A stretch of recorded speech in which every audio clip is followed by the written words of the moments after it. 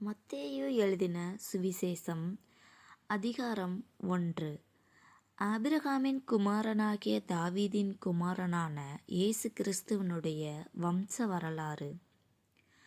Abraham ஈசாக்கை பெற்றான், ஈசாக்கு யாக்கோபை பெற்றான், யாக்கோபு யூதாவையும் அவன் சகோதரரையும் பெற்றான், யூதா பாரேசையும் சாராவையும் தாமாரினிடத்தில் பெற்றான், பாரேஸ் எஸ்ரோமை பெற்றான், எஸ்ரோம் ஆராமை பெற்றான், ஆராம் அம்மினதாபை பெற்றான், அம்மினதாப் நகசோனை பெற்றான், நகசோன் சல்மோனை பெற்றான், சல்மோன் போவாசை ராகாபினிடத்தில் பெற்றான், போவாஸ் ஓபேதை ரூத்தினிடத்தில் பெற்றான், ஓபேத் ஈசாயை பெற்றான், ஈசாய் தாவீது ராஜாவை பெற்றான், தாவீது ராஜா உரியாவின் மனைவியாய் இருந்தவளிடத்தில் சாலமோனை பெற்றான், சாலமோன் ரெகொபெயாமை பெற்றான், ரெகொபெயாம் அபியாவை பெற்றான்,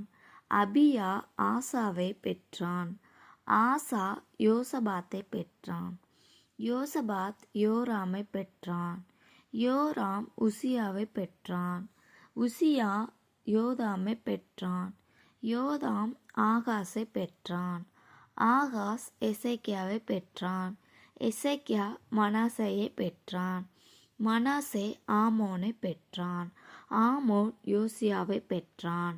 பாபிலோனுக்கு சிறைப்பட்டு போகும் காலத்தில் யோசியா எகோனியாவையும் அவனுடைய சகோதரரையும் பெற்றான். பாபிலோனுக்கு சிறைப்பட்டு போன பின்பு எகோனியா சலாத்தியலை பெற்றான், சலாத்தியேல் சொரோபேலை பெற்றான், சொரோபாபேல் அபியூதை பெற்றான், அபியூத் எலியாக்கீமை பெற்றான், எலியாக்கிம் ஆசோரை பெற்றான், ஆசோர் சாதோக்கை பெற்றான், சாதோக்கு ஆகீமை பெற்றான், ஆகீம் எலியூதை பெற்றான், எலியூத் எலெயாசாரை பெற்றான், எலெயாசார் மாத்தானை பெற்றான், மாத்தான் யாக்கோபை பெற்றான், யாக்கோபு மரியாளுடைய புருஷனாகிய யோசேப்பை பெற்றான், அவளிடத்தில் கிறிஸ்து எனப்படுகிற இயேசு பிறந்தார்.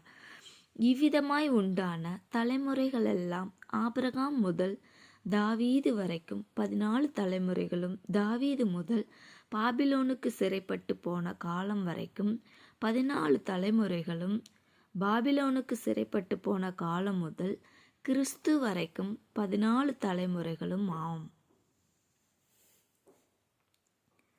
இயேசு கிறிஸ்துவனுடைய ஜனனத்தின் விவரமாவது, அவருடைய தாயாகிய மரியாள் யோசேப்புக்கு நியமிக்கப்பட்டிருக்கையில் அவர்கள் கூடி வரும் முன்னே அவள் பரிசுத்த ஆவியினாலே கர்ப்பவதியானாள் என்று காணப்பட்டது. அவள் புருஷனாகிய யோசேப்பு நீதிமானாயிருந்து அவளை அவமானப்படுத்த மனதில்லாமல் இரகசியமாய் அவளை தள்ளிவிட யோசனையாயிருந்தான். அவன் இப்படி சிந்தித்து கொண்டிருக்கையில் கர்த்தருடைய தூதன் சொப்பனத்தில் அவனுக்கு காணப்பட்டு, தாவீதின் குமாரனாகிய யோசேப்பே, உன் மனைவியாகிய மரியாளை சேர்த்து கொள்ள ஐயப்படாதே. அவளிடத்தில் உற்பத்தியாயிருக்கிறது பரிசுத்த ஆவியினால் உண்டானது. அவள் ஒரு குமாரனை பெறுவாள், அவருக்கு இயேசு என்று பெயரிடுவாயாக.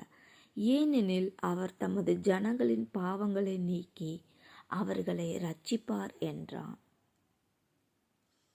தீர்க்கதரிசியின் மூலமாய் கர்த்தராலே உரைக்கப்பட்டது நிறைவேறும்படி இதெல்லாம் நடந்தது.